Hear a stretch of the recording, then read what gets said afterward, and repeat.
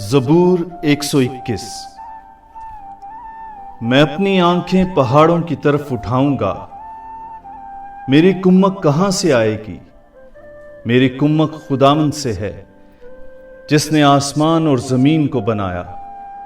वो तेरे पांव को फिसलने ना देगा, तेरा मुहाफिज ऊँघने का नहीं।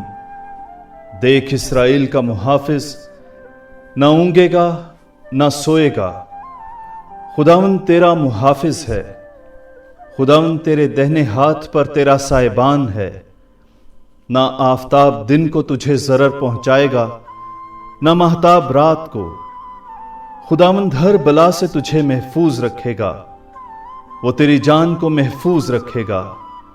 खुदावंद तेरी आमदोरफ्त में अब से हमेशा तक तेरी हिफाजत करेगा।